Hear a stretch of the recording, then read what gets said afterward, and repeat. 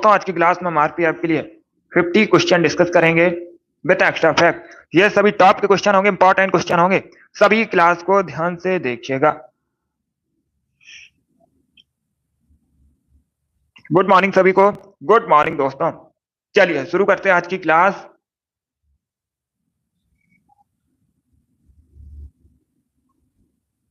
इसका आंसर करिए question number first के लिए। आपको बताना है निम्न में से किस ग्रह में चारों ओर वलय होते हैं। क्या पूछा गया, पहले क्वेश्चन को समझिएगा। आपको उस ग्रह का नाम बताना है जिसके चारों ओर वलय होते हैं। बृहस्पति, अरुण, वरुण या फिर शनि। तो इसका आंसर करिए क्वेश्चन नंबर फर्स्ट के लिए। डी करेक्ट आंसर होगा Shani. Yes, option number D correct answer होगा। शनि के चारों ओर वलय होते हैं। तो option number D correct answer है क्वेश्चन नंबर फर्स्ट का। आरपीएफ की परीक्षा में पूछा हुआ क्वेश्चन है, बिल्कुल इसी प्रकार से पूछा गया था ये प्रश्न।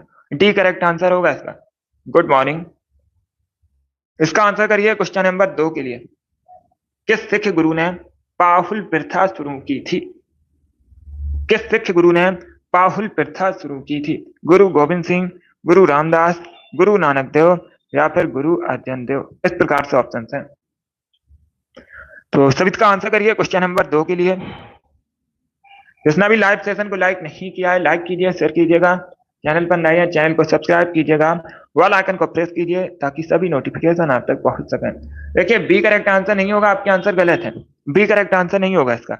इसका right answer option number A होगा, गुरु Govind Singh. Yes, option number A correct answer है। गुरु गोविंद सिंह ने पाहुल प्रथा शुरू की थी। ऑप्शन नंबर ए इसका राइट आंसर होगा।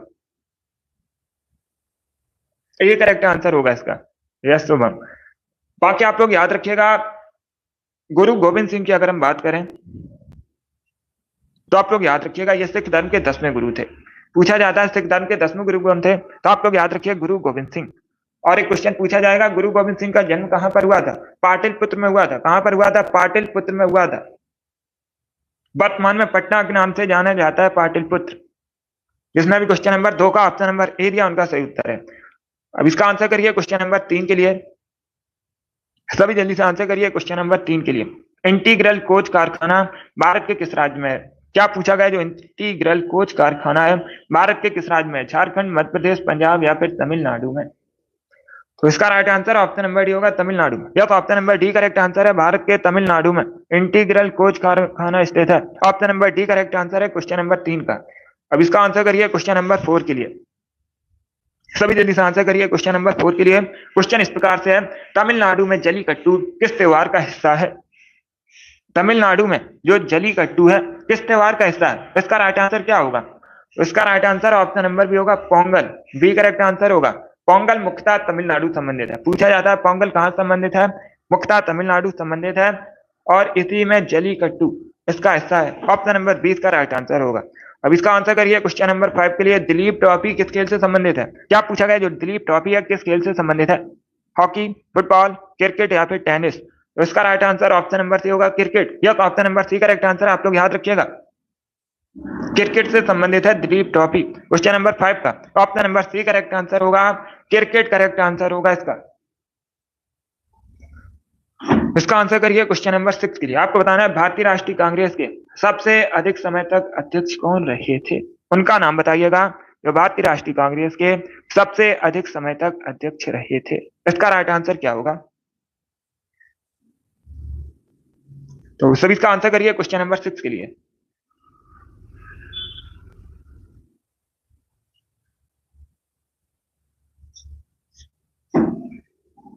इसका right answer option number A होगा, अबुल कलाम आजाद। यह तो option number A correct answer है। ये क्वेश्चन भी बहुत सी परीक्षाओं में पूछा जा चुका है, तो आप लोग याद रखिएगा अबुल कलाम आजाद करेक्ट आंसर होगा। बी करेक्ट आंसर नहीं होगा। दादा भाई नौरोजी करेक्ट आंसर नहीं होगा। सबसे अधिक समय तक पूछा गया है अध्यक्ष कौन रहे थे, तो ऑप्शन नंबर ए इसका राइट आंसर होगा, अबुल कलाम आजाद। और ये आगे चलकर भारत के पहले शिक्षा मंत्री भी बने थे। आप लोग याद रखिएगा, आगे चलकर अबुल कलाम आजाद भारत के पहले शिक्षा मंत्री भी बने थे। गुड। जिसने भी क्वेश्चन नंबर 6 का ऑप्शन नंबर ए दिया उनका सही उत्तर है। तो ए करेक्ट आंसर होगा इसका।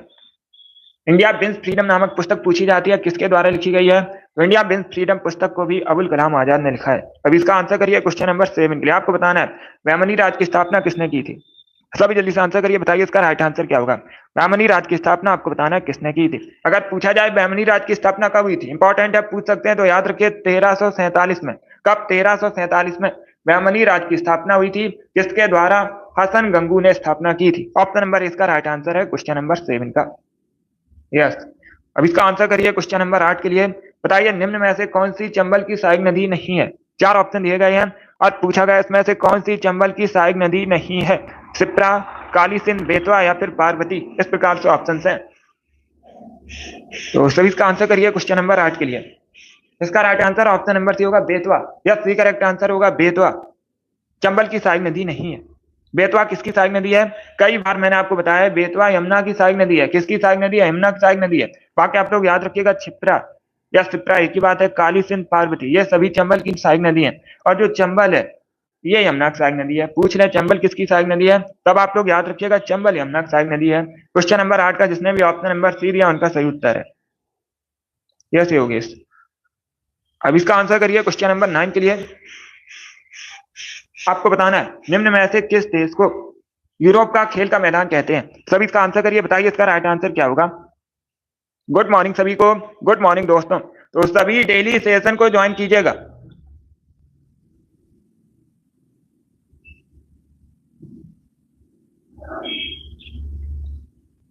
डेली सुबह 10 बजे स्पेशल आरपीएफ के लिए क्लास होगी, तो आप लोग डेली सेशन को ज्वाइन कीजिएगा। जिनका अभी यूपी पुलिस कांस्टेबल का एग्जाम नहीं हुआ है इस क्लास को देख सकते हो, बाकी रिकॉर्डेड क्लास को देख सकते हो।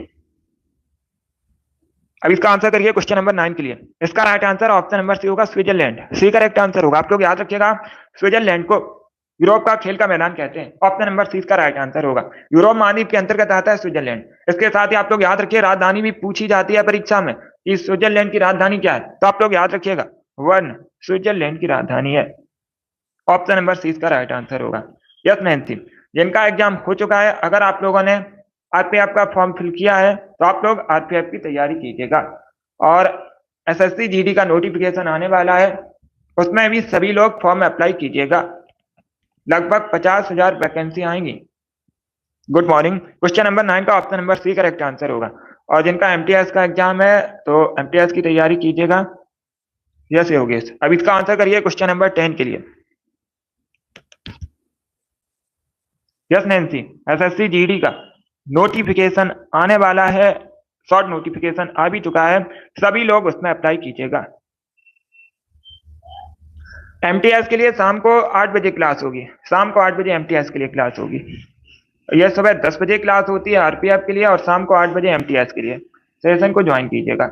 अब इसका आंसर करिएगा क्वेश्चन नंबर 10 के लिए। सभी जल्दी से आंसर करिए क्वेश्चन नंबर 10 के लिए। क्या पूछा गया? मुगल शासक जहांगीर का मकबरा कहां पर है।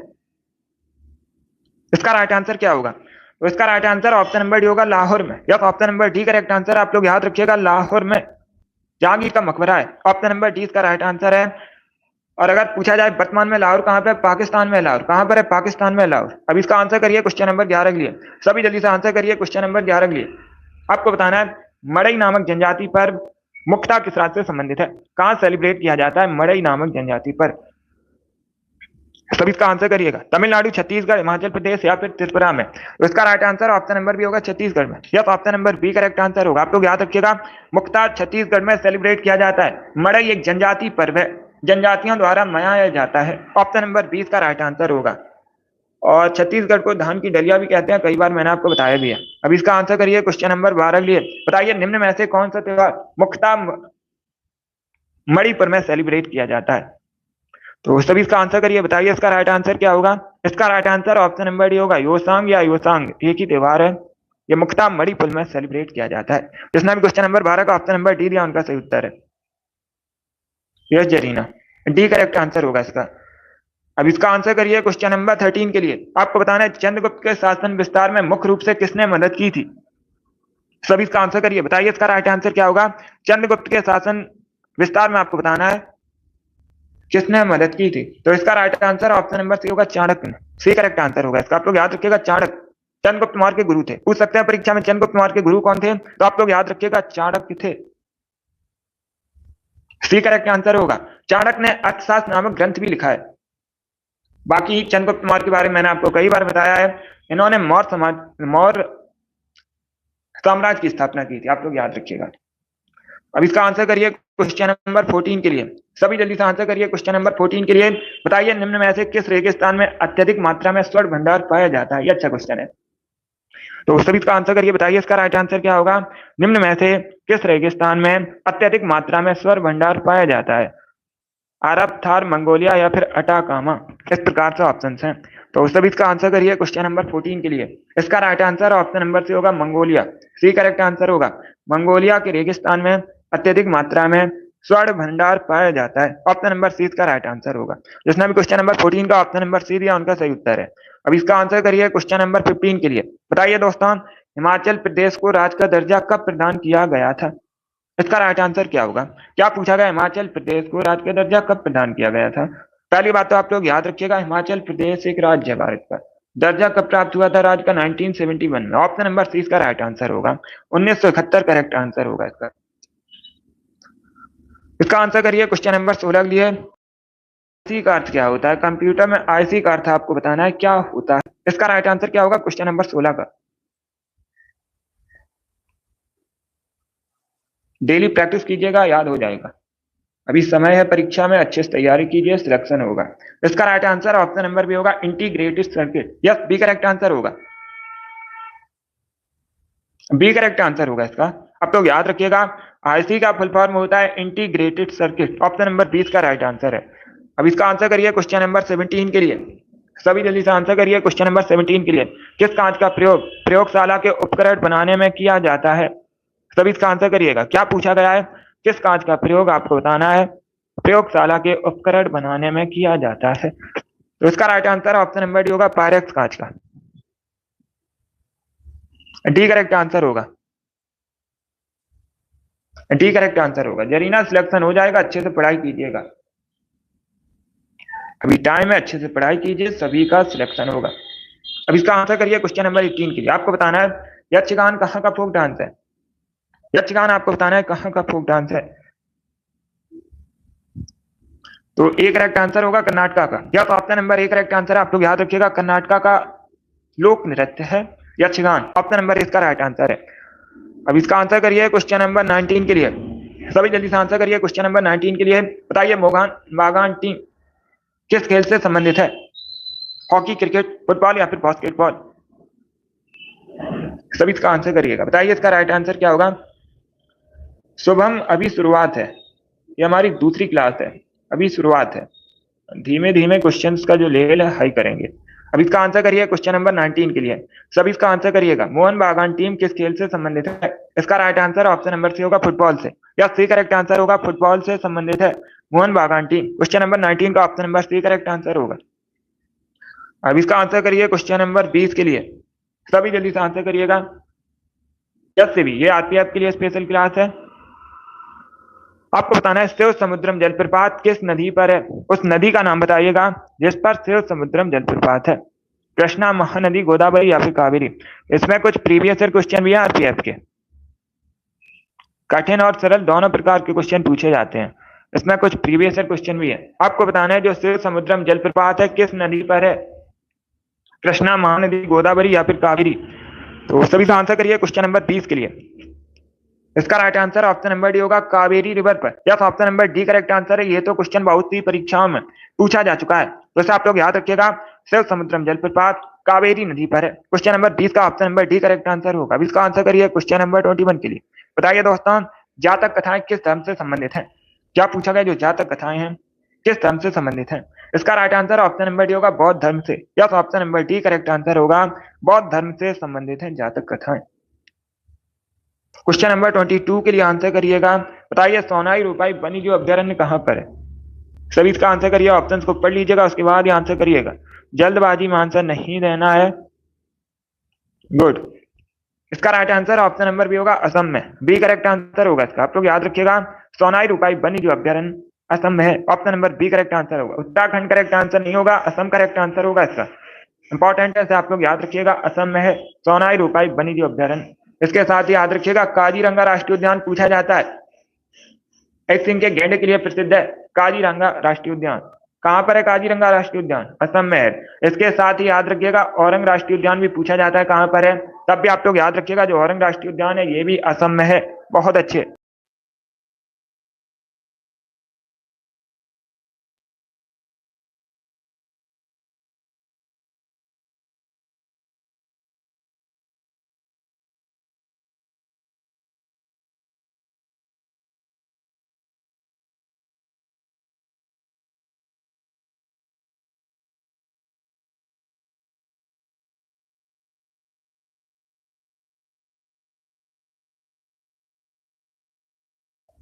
इसका आंसर करिए क्वेश्चन नंबर 23 के लिए। सभी जल्दी से आंसर करिए क्वेश्चन नंबर 23 के लिए। भारत में सबसे अधिक इलायची का उत्पादन कहां पर होता है? इसका राइट आंसर क्या होगा? इसका right answer option number A होगा केरल में। जब option number A correct answer है, आप लोग याद रखिएगा भारत में सबसे अधिक इलायची का उत्पादन होता है केरल में। अब इसका आंसर करिए क्वेश्चन नंबर 24 के लिए। आपको बताना है खो खो की एक टीम में कितनी होती है? सभी जल्दी से आंसर करिए, बताइए इसका राइट आंसर क्या होगा दोस्तों। क्या पूछा गया है? खो खो की एक टीम में खिलाड़ियों की संख्या कितनी होती है? ऑप्शन को पढ़ लीजिएगा, उसके बाद ही आंसर करिएगा। इसका right answer option number A होगा 9। Yes, option number A correct answer. आप लोग याद रखिए खो खो की एक टीम में खिलाड़ियों की संख्या होती है 9। क्वेश्चन नंबर 25 इस प्रकार से है, विश्व में सबसे अधिक तांबा का उत्पादन कहां पर होता है?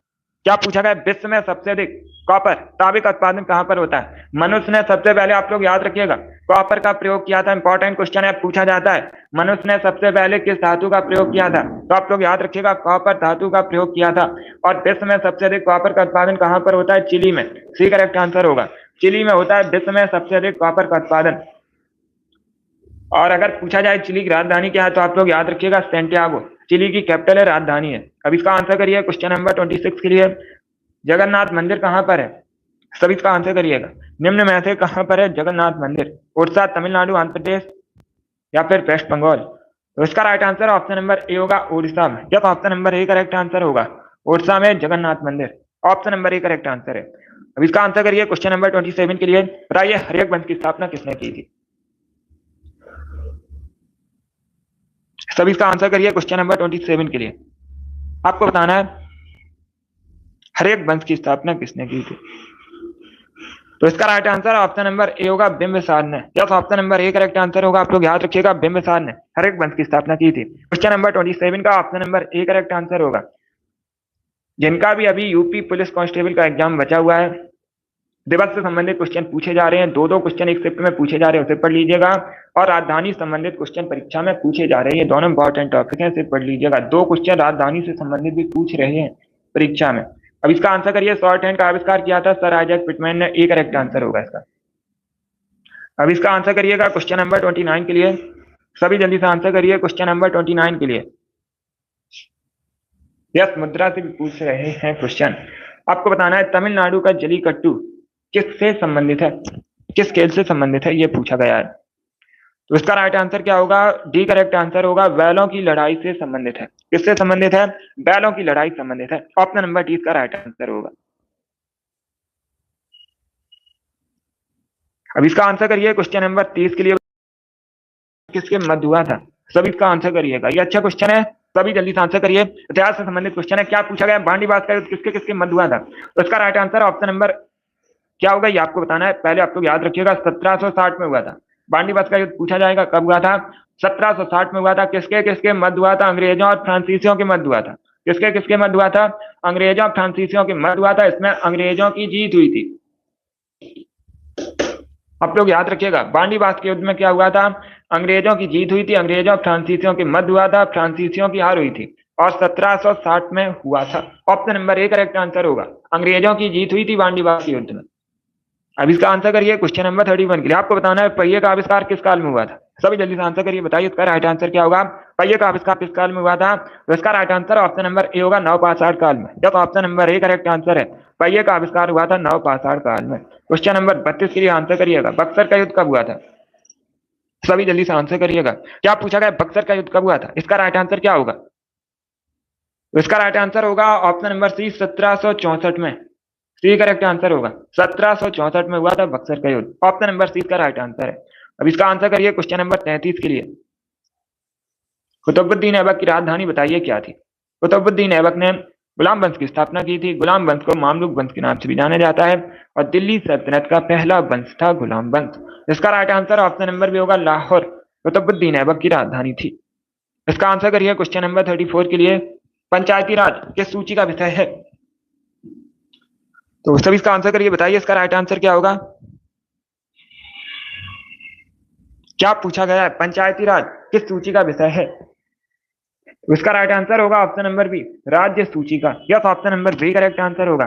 पंचायती राज जो है राज्य सूची का विषय है। ऑप्शन नंबर बी इसका राइट आंसर है। अब इसका आंसर करिए क्वेश्चन नंबर 35 के लिए। आपको बताना है गुगली शब्द किस खेल से संबंधित है।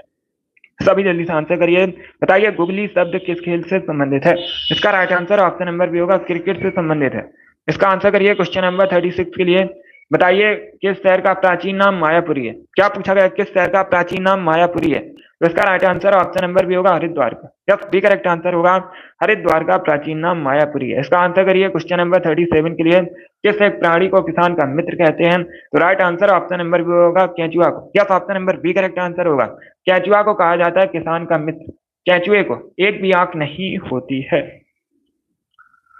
क्वेश्चन नंबर 38 के लिए आंसर करिए, बताइए परमाणु नाभिक में क्या होता है। क्या पूछा गया? परमाणु के नाभिक में क्या होता है? तो राइट आंसर क्या होगा? बी करेक्ट आंसर होगा, proton neutron. Yes, option number B correct answer है। परमाणु नाभिक में होता है प्रोटॉन न्यूट्रॉन। ऑप्शन नंबर 20 का राइट आंसर है। इसका आंसर करिए क्वेश्चन नंबर 39 के लिए। पुलेला गोपीचंद किस खेल से संबंधित है? क्या पूछा गया? जो पुलेला गोपीचंद है किस खेल से संबंधित है? बैडमिंटन, हॉकी, टेबल टेनिस या फिर क्रिकेट से? तो इसका right answer option number A होगा, बैडमिंटन से। Yes, option number A correct answer होगा। पुलेला गोपीचंद बैडमिंटन से संबंधित हैं। पीवी सिंधु बैडमिंटन से संबंधित हैं।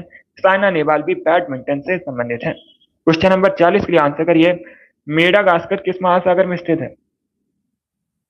क्या पूछा गया? जो मेडागास्कर है किस महासागर में स्थित है? ए करेक्ट आंसर होगा, हिंद महासागर में। Yes, option number A correct answer है। आप लोग याद रखिएगा, मेडागास्कर हिंद महासागर में स्थित है। अब इसका आंसर करिए क्वेश्चन नंबर 41 के लिए। बताइए दोस्तों, राज्यसभा का सदस्य बनने के लिए न्यूनतम आयु कितनी होनी चाहिए? राज्यसभा का सदस्य पूछा गया है, बनने के लिए न्यूनतम आयु कितनी होनी चाहिए? 30 वर्ष। राज्यसभा का सदस्य बनने के लिए न्यूनतम आयु होनी चाहिए 30 वर्ष। और लोकसभा का सदस्य अगर पूछा जाए, लोकसभा का सदस्य बनने के लिए न्यूनतम आयु कितनी होनी चाहिए, तब आप लोग याद रखिएगा 25 वर्ष। दोनों अलग अलग हैं, राज्यसभा के लिए 30 वर्ष और लोकसभा के लिए 25 वर्ष। क्वेश्चन नंबर 42 के लिए आंसर करिएगा, बताइए भारत का 28वां राज्य कौन सा है? आपको बताना है भारत का 28वां राज्य कौन सा बना था। इसका right answer option number B होगा, Jharkhand. Yes, B correct answer होगा, झारखंड भारत का 28वां राज्य है। तेलंगाना करेक्ट आंसर नहीं होगा, तेलंगाना भारत का 29वां राज्य बना था। इसका right answer option number B होगा। अब इसका आंसर करिए क्वेश्चन नंबर 43 के लिए। बताइएगा यूएसए का राष्ट्रीय खेल क्या है? क्या पूछा गया है? यूएसए का राष्ट्रीय खेल पूछा गया है। अमेरिका का राष्ट्रीय खेल बताइए क्या है? इसका right answer option number C होगा, baseball. Yes, C correct answer होगा। अमेरिका का राष्ट्रीय खेल बेसबॉल है। ऑप्शन नंबर सी इसका राइट आंसर है। अब इसका आंसर करिए क्वेश्चन नंबर 44 के लिए। निम्न में से कौन सा हड़प्पा स्थल हरियाणा में स्थित है? चार ऑप्शन दिए गए, पूछा गया इसमें कौन सा हड़प्पा स्थल हरियाणा में स्थित है? तो बी करेक्ट आंसर होगा, Rakhi Garhi. Yes, option number B correct answer है। राखी गढ़ी कहां पर है? हरियाणा में। Option number B correct answer है क्वेश्चन नंबर 44 के लिए। अब इसका आंसर करिए क्वेश्चन नंबर 45 के लिए। बताइए मोढेरा का सूर्य मंदिर कहां पर स्थित है? क्या पूछा गया? मोढेरा का सूर्य मंदिर कहां पर है? इसका right answer option number B होगा, गुजरात में। बी करेक्ट आंसर होगा, मोढेरा का जो सूर्य मंदिर है गुजरात में। ऑप्शन नंबर 20 का राइट आंसर होगा। बी करेक्ट आंसर होगा इसका, गुजरात करेक्ट आंसर होगा। गुजरात में मोढेरा का सूर्य मंदिर। कोराट का सूर्य मंदिर है उड़ीसा में। अलग अलग क्वेश्चन है। अब इसका आंसर करिए क्वेश्चन नंबर 46 के लिए।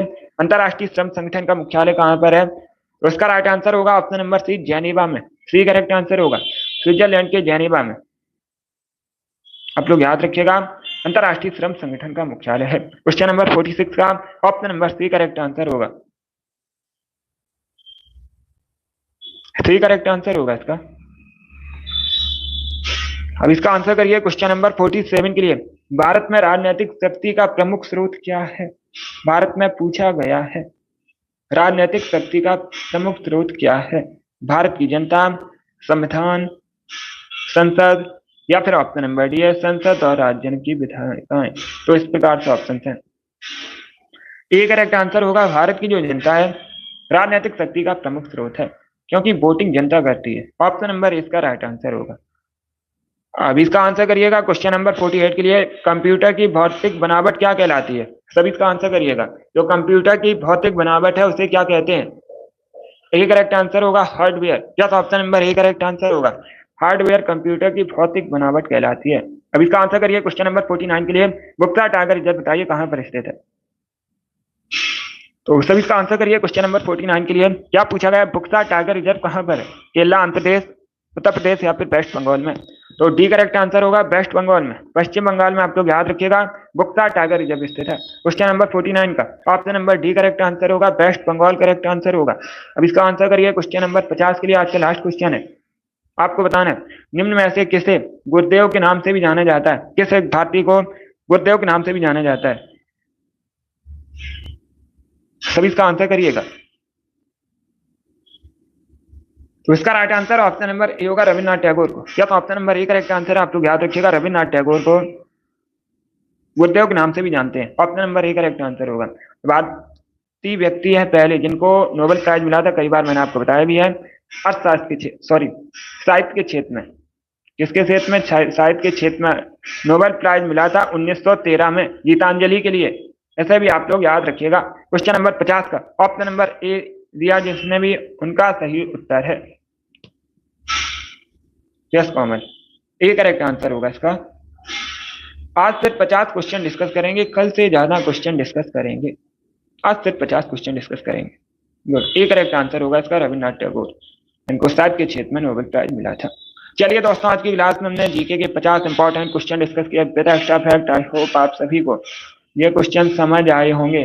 तो क्लास को लाइक कीजिए, शेयर कीजिएगा। चैनल पर नए हैं, चैनल को सब्सक्राइब कीजिएगा, बेल आइकन को प्रेस कीजिएगा ताकि आप सभी तक नोटिफिकेशन पहुंच सके। अगली क्लास होगी शाम को 8 बजे, टाइम को याद रखिएगा। सेशन को ज्वाइन कीजिएगा। ये वाली डेली क्लास होगी सुबह 10 बजे, स्पेशल आरपीएफ के लिए क्लास है। तो डेली सभी लोग सेशन को ज्वाइन कीजिएगा।